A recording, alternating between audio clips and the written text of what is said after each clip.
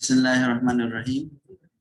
السلام علیکم پیارے بچوں، امید ہے اللہ سے دعا ہے کہ آپ لوگ سب خیریت سے ہوں گے اور اپنے گھروں میں خوش و خرم اور محفوظ ہوں گے۔ آپ سے گزارش ہے کہ اپنے گھر تک محدود رہیں، اپنے ماں باپ کا خیال رکھنے، اپنے آپ کا خیال رکھیں۔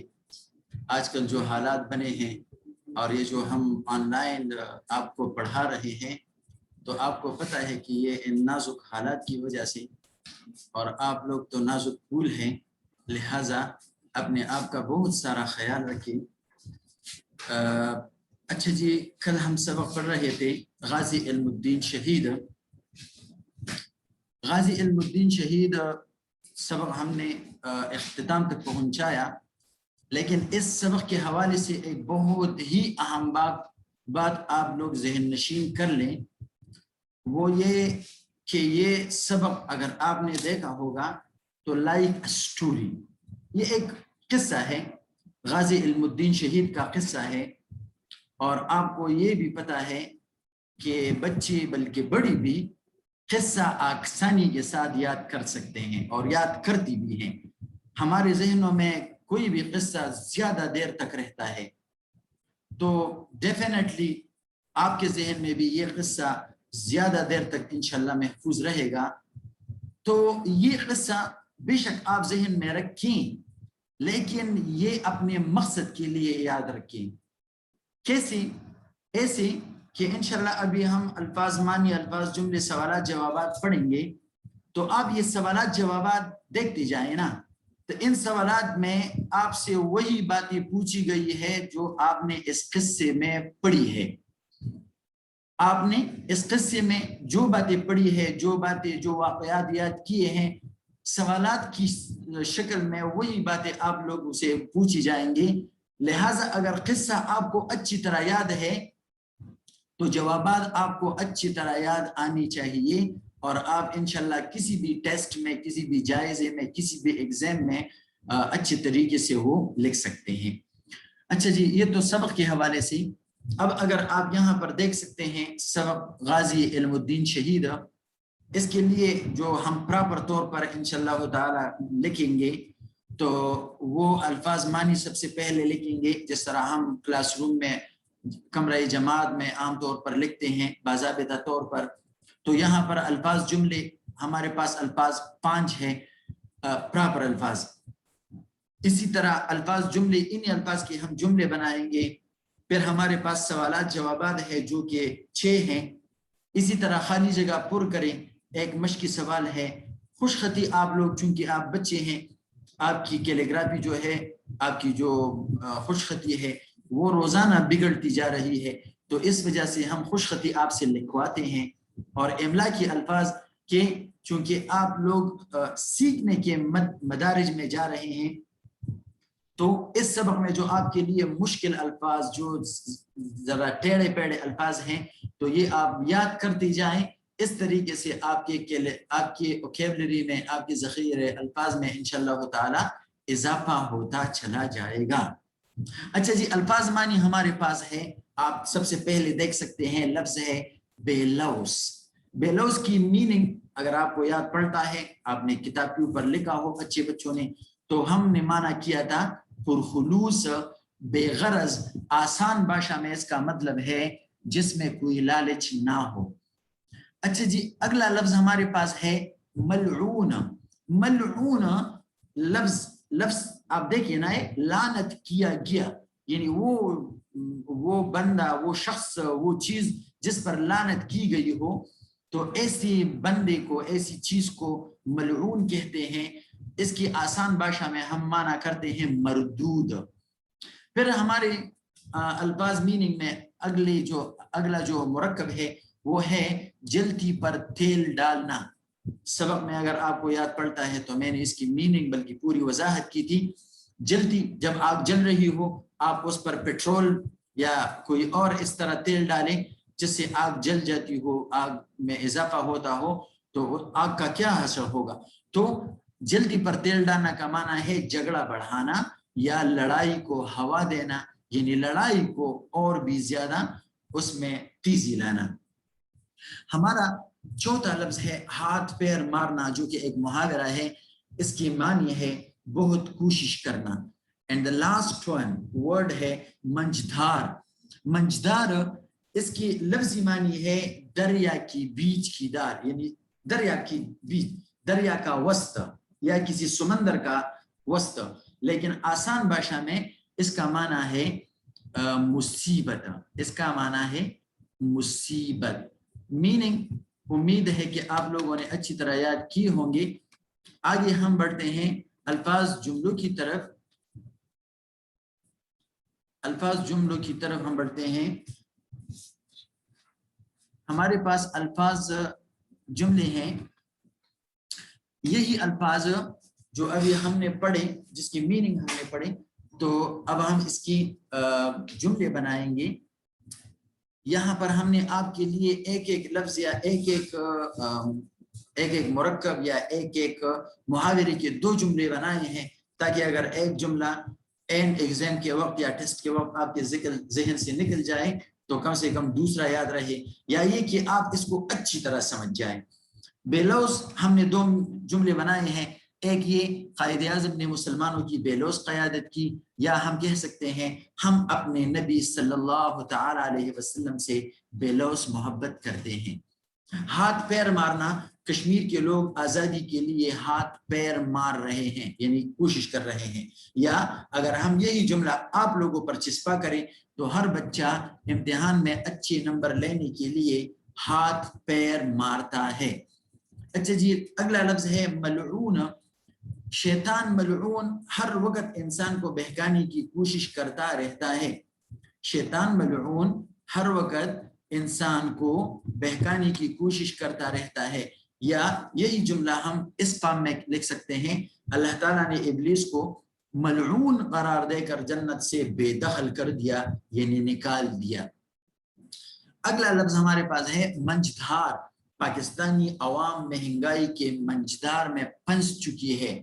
یا پراپر الفاظ میں اگر ہم اس کو استعمال کریں، کشتی دریا کی بیچ منجدار میں پھنس کر ڈوب گئی. پھر آخری لفظ جو ہمارے پاس ہے جلدی پر تیل ڈالنا. دوسروں کے اختلافات میں جلدی پر تیل ڈالنا بری عادت ہے.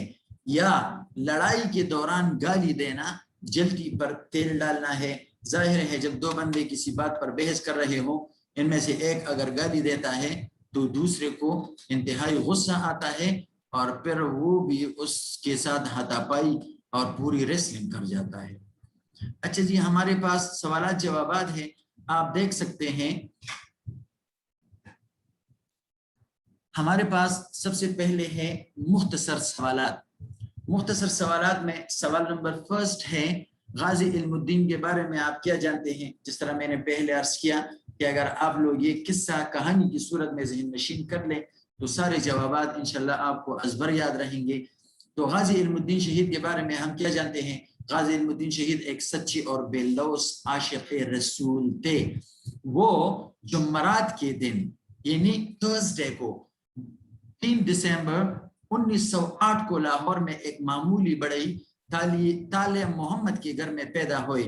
ان کی توجہ بچپن ہی سے مذہب کی طرف تھی. سوال نمبر 2 ہمارے پاس ہے غازی علم الدین شہید نے کیا کارنامہ سر انجام دیا؟ تو ہمارا جواب ہونا چاہیے غازی علم الدین شہید رسول پاک کی محبت میں سرشار تھے. ایک دن وہ راجپال ملعون کی دکان میں داخل ہوئے. راجپال کو سامنے دیکھ کر انہوں نے تیش میں آ کر دن دہاڑے اسے اپنے خنجر سے جہنم واصل کر دیا. آسان بھاشا میں اس کو مردار کر دیا. سوال نمبر 3 ہمارے پاس ہے راجپال ملعون نے کیا حرکت کی تھی، یعنی وہ کون سی وجہ تھی کہ جس کی وجہ سے غازی علم الدین شہید نے اتنا بڑا سٹیپ لے کر اس کو موت کے گھاٹ اتار دیا؟ تو ہمارا جواب ہونا چاہیے راجپال ملعون ایک کتب فروش تھا، لیکن اس نے رسول پاک صلی اللہ تعالی علیہ وسلم کی ذات اقدس کے بارے میں ایک دل آزار کتاب چھاپی تھی. دل آزار یہاں پر مراد ہے مسلمانوں کے لیے. یعنی وہ مسلمانوں کے لیے ایک دل آزار تھی، اور اسی انگریزوں کی حمایت اور ہمدردی بھی حاصل کی. یعنی اس نے یہ اتنا بڑا قدم کیوں اٹھایا تھا؟ کیونکہ اس کی پشپناہی کون کر رہا تھا؟ انگریز لوگ. اور سوال نمبر 4 مختصر سوالات میں ہے، غازی علم الدین شہید کا مقدمہ کس نے لڑا؟ تو آپ کا جواب ہونا چاہیے مسلمانوں نے اپنے اس عظیم ہیرو کو بچانے کی ہر ممکن کوشش کی اور قائد اعظم نے مقدمے کی پیروی کی. اچھا جی، اگلا سٹیپ جو ہمارے پاس ہے، اگلے پیج پر آپ دیکھ سکتے ہیں، ہمارے پاس ہے مفصل جوابات. مفصل جس طرح لفظ سے پتہ چل رہا ہے تفصیل کے ساتھ، تو یہ آپ کے مختصر جواب سے تھوڑا سا طویل ہونا چاہیے، لینتھ اس میں آنا چاہیے، لینتھی ہونا چاہیے. سوال نمبر 1 ہے، غازی علم الدین کے جنازے کا منظر بیان کریں. وہی بات میں دہراؤں گا کہ اگر آپ نے کسی کی صورت میں اس بات کو ذہن نشین کی ہوگی تو یہاں پر آپ آسانی کے ساتھ جواب تحریر کر سکو گے.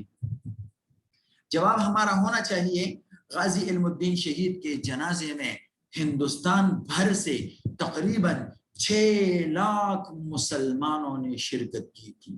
6 لاکھ، یہ 6 لاکھ فگر آپ یاد رکھیں، یہ کوئی معمولی بات نہیں ہے. اس دن فضا خوشبوؤں سے لبریز تھی.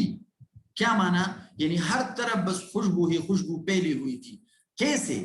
کیا لوگوں نے سپرے پرفیوم کیا تھا؟ نہیں نہیں نہیں نہیں نہیں. جواب میں دیکھیں، جنازہ جدھر سے گزرتا اس پر پھولوں کی بارش ہونے لگتی.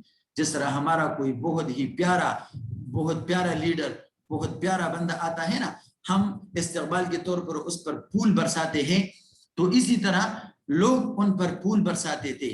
ہر شخص کے چہرے پر جذبہ عقیدت نمایاں تھا، یعنی ادب کا جذبہ. عقیدت کا معنی ہے ادب، احترام اور عزت. اس کے علاوہ کلمہ شہادت اور اللہ اکبر کے نعروں سے فضا گونج رہی تھی، کیونکہ یہ ایک بہت بڑا واقعہ تھا. تو لہٰذا اس موقع پر اللہ تعالیٰ کو یاد کرنا اور اللہ کی بڑائی اور کلمہ شہادت کا ورد کرنا، بس آٹومیٹکلی لوگوں کی زبانوں پر یہ کلمات جاری تھے. اچھا جی، مفصل سوالات میں ہمارا دوسرا سوال ہے، غازی علم الدین کے علاوہ کتنے عاشقان رسول نے ملعون راجپال کو ختم کرنے کی کوشش کی تھی؟ تو سبق میں آپ لوگوں نے پڑھا ہے کہ 2 بندے تھے. تو یہاں پر ہم ڈیٹیل کے ساتھ ان کا ذکر کرتے ہیں کہ ملعون راجپال مردار کو ختم کرنے کے لیے 27 ستمبر 1967، یہ الفاظ آپ نے اسی طرح اردو میں یاد رکھنے ہیں، کیونکہ آپ تو انگریز بچے ہیں نا، انگریزی یاد کرتے ہیں، تو یہ آپ کیا کریں گے، اردو میں بھی اسی طرح اچھی طرح یاد کریں.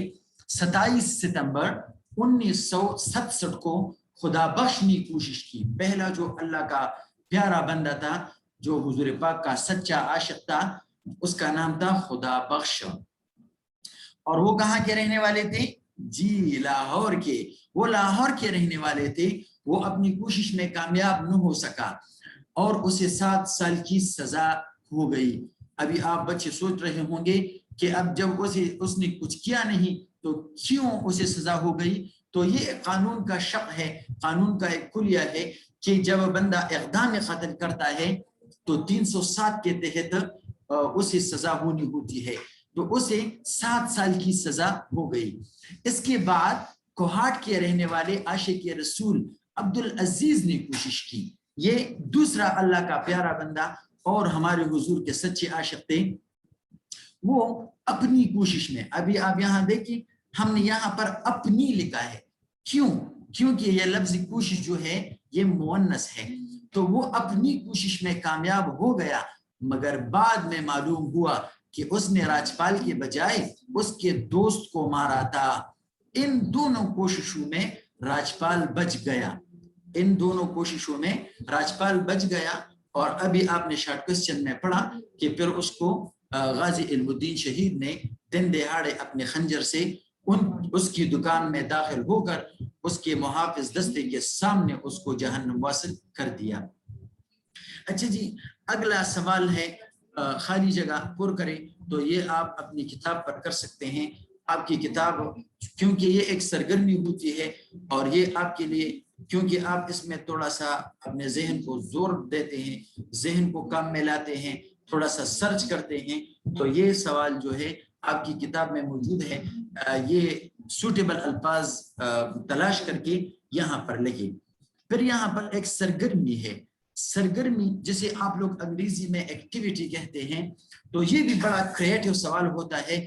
ہماری جو سرگرمی ہے وہ یہ ہے کہ 10 مشاہیر اسلام کے نام لکھیں.